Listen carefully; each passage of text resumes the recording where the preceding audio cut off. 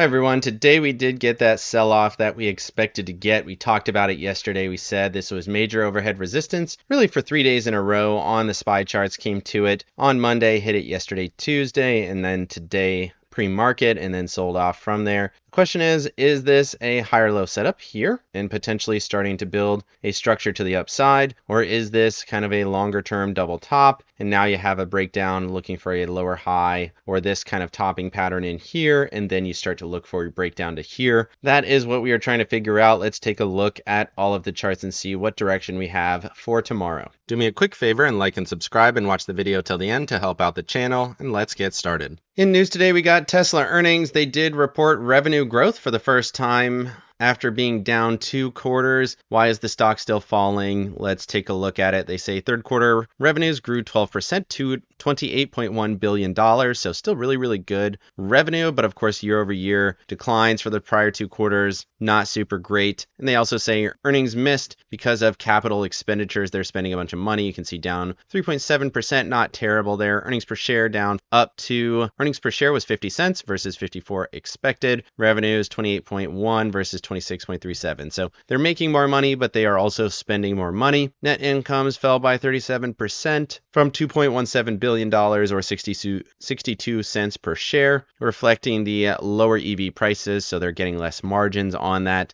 And they said that's because they're trying to invest in artificial intelligence and other R&D products. I'm sure they're spending a ton of money on things like Optimus and the AI that they're trying to use for self-driving and things of that nature. So trying to get ahead of that. Of course, they're also getting a little bit less revenue from regulatory credits. They say fell 44%, so they're making less money there as that continues to kind of wane. Stock has dropped a lot. It's been pretty bullish recently. I'm honestly surprised that it did so well, even with the earnings miss. Moving over to fear and greed, we're at a 26 from a 28, so slight step down. Still fear on momentum, still hovering in that extreme fear area. On the overall strength, still fear, breadth, extreme fear. That did have a little perk up. Surprised to see that not stepping up too much here on the 200 breadth. Put call ratio continues to go straight up here. Pretty interesting considering how little we've actually fallen from all-time highs, and this is definitely starting to elevate here. Continues to elevate every single day. It's been elevating for a while. Wonder if someone's accumulating a position there potentially. Volatility saw a little bit of a bounce here a little early from that 50-day breadth. And then looking at Safe Haven, still flat. And then junk bonds still turning up here a little bit more. Still extreme fear on both of those. Moving over to the earnings calendar here, you can see Tesla missed, as we talked about. IBM beat on both. Thermo Fisher beat on both. AT&T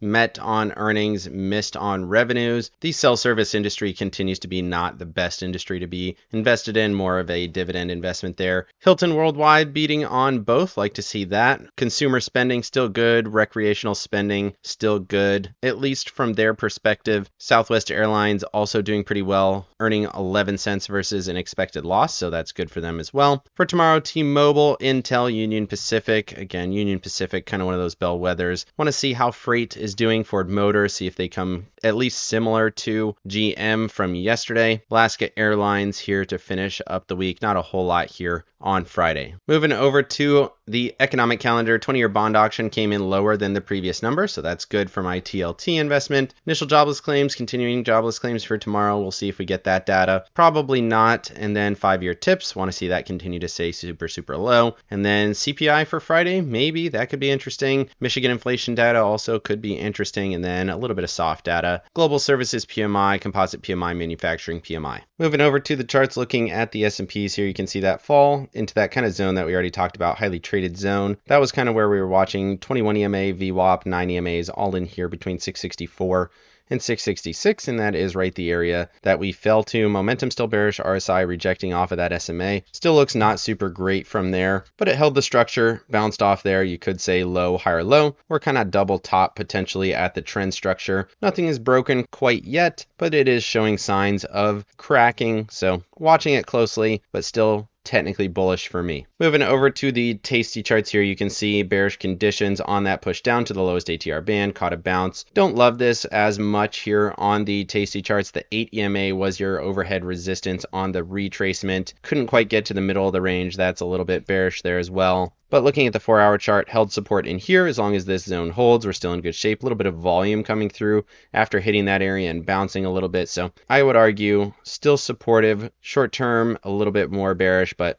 medium term here, still holding the support, looking for this to turn up a little bit tomorrow. Moving over to the NASDAQ, similar thesis to the SPY charts. We had that overhead zone of resistance. We were watching it in here at 611.39, right in here, and then we did pull back from that area. We said it was a topping zone, clearly a double top. On the daily chart in that same area, again, pulled back to the 21.9, and VWAP in here, momentum bearish, RSI rejecting, same overall thesis as the SPY charts. Down about 1%, nothing crazy. Is it going to pull back a little bit more, hit this trend in here around 597? Certainly a possibility. Is it going to kind of continue this low, higher low setups in here and then kind of come back to this all-time high and start to set up your kind of rising wedge formation? That would ultimately be bullish. That would be interesting. Or is this a double top and we're going to see this kind of mid-structure, mid-zone in here around 590 break down, and then we start to head towards that 55 EMA? Or are we going to just kind of consolidate until this catches up? A couple of scenarios to continue to watch for. Right now, nothing is broken, like I mentioned. Moving over to the Qs on the Tasty charts, again, you can see that kind of flipping back and forth. This was enough to get into bearish conditions here on that 3 o'clock candle, but it still held the 89 EMA, didn't quite get to that lowest ATR band. Still kind of a higher low setup. I don't really buy it all the way yet. I think this could potentially go a little bit higher here tomorrow. Want to see it bounce from this area, and it seems to be right now. Current price 605.28, did see a little bit of a bounce off of this area. You can see those lower ATR bands starting to bend upwards a little bit. And then looking at it on the daily chart, again, hit 21, hit this kind of mid-range, caught a little bit of a bounce, a little bit of volume coming in there as well, which was all the things you would want to see if this was going to be another kind of higher low setup.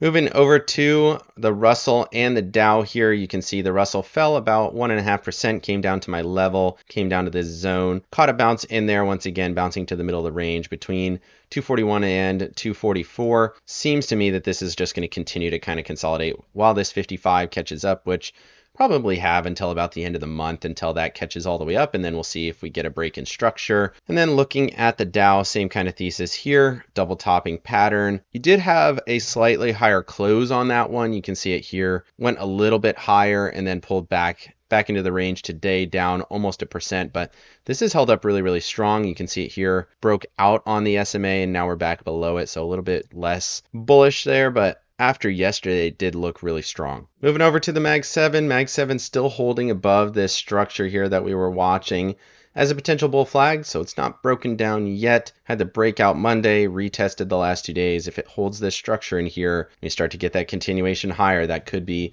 a super bullish setup, so watching this closely, the setup is still intact. Moving over to Apple and Microsoft, you can see Apple broke down from that level. Don't love it. It is kind of sitting right on the highs here, but the level I was watching was 260.10, so I would be out of this trade. I didn't take the trade on the breakout here. Looks kind of similar to the setup on NVDA, where it broke out through some wicks and then broke back down, and then it's been kind of noodling sideways since then, but I just don't love it. It looks okay on the SMA. We're retesting this zone here. Still looks okay there, but if it gets back above 260.10 on a breakout kind of retest continuation, you could say maybe retest of the trend here, and then you get the continuation higher. Maybe that's something to trade off of, but I wouldn't be super sold on that. Don't love it after today, down 1.6%. Microsoft, on the other hand, did get back above this trend, retested the trend, and then bounced a little bit. So this looks like sideways consolidation, as we've been talking about for a while. Top, lower high, low, higher low, sideways choppiness in here. It's not impossible we get a rally back up to here, maybe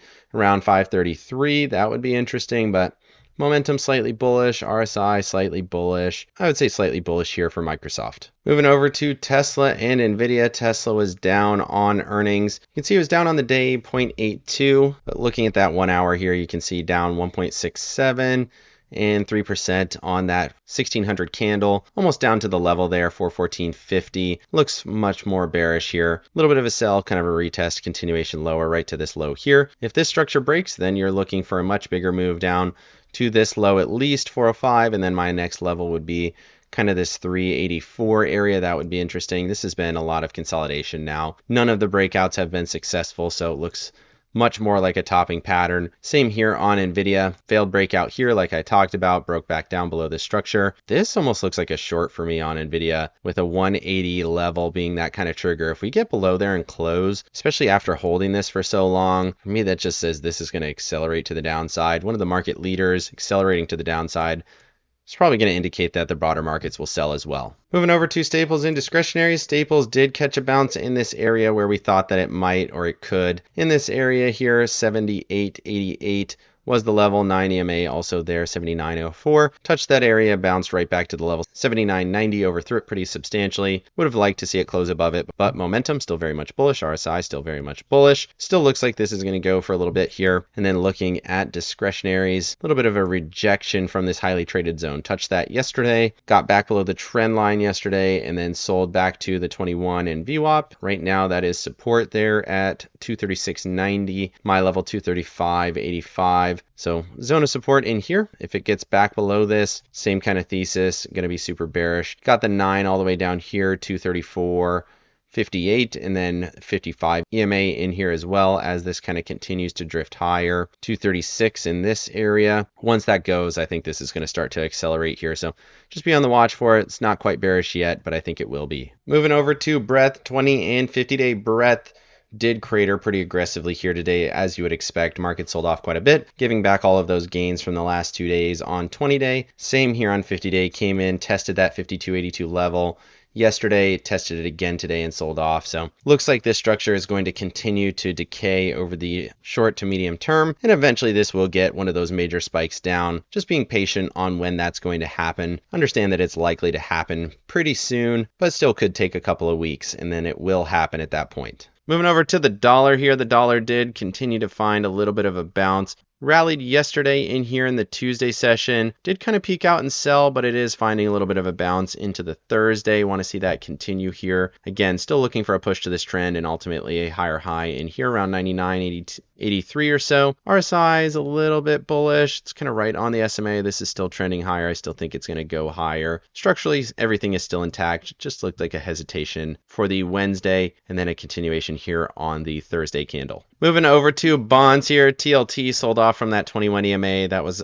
a little bit expected, right? We rallied up, found support off of that level into the 21, and now we're rejecting. 9 EMA is still support at 97.11, so maybe we reject, hold support in here and get the continuation. Certainly a possibility. Momentum is still slightly bullish, but you're kind of trapped in here waiting to see which support or resistance holds, giving us a direction for the next couple days at least. And then looking at TLT, up just 6 cents on the day. Still looking for this to push to my zone here, 92.82. Seems to be stalling out in this area here. It's just ahead of this consolidation top here. You can see these were the major turning points on 4 March and then back here on kind of 3 April. You had this massive overthrow before the big sell, but I think we're going to get to here before this changes direction. Momentum is still bullish. The RSI is a little oversold, overbought there at a 70.58. So something to watch for. I still think we're going to get to here before we turn though. Moving over to the VIX here. The VIX did spike up a little bit. 21 EMA was kind of the support area. I was kind of hoping we would dip at least to the 55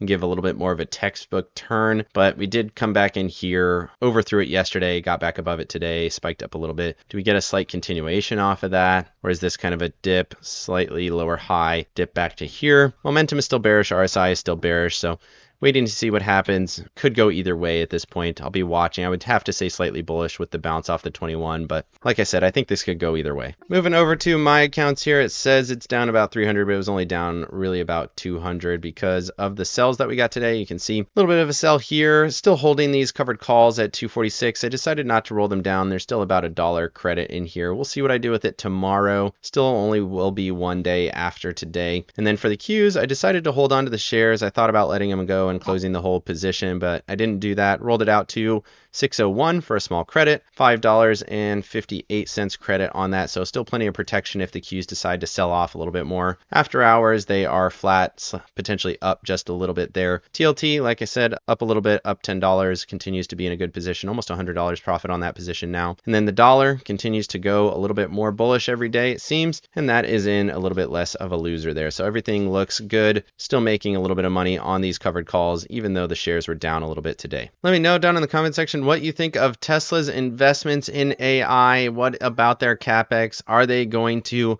make good on those investments? Is it worth missing on earnings in the short term? Let me know. Otherwise, like and subscribe if you got any value out of this video. Make sure you hit the bell so you don't miss out on any future episodes. Of course, none of this is financial advice. This is all for entertainment purposes. Good luck in your trading and have a great day.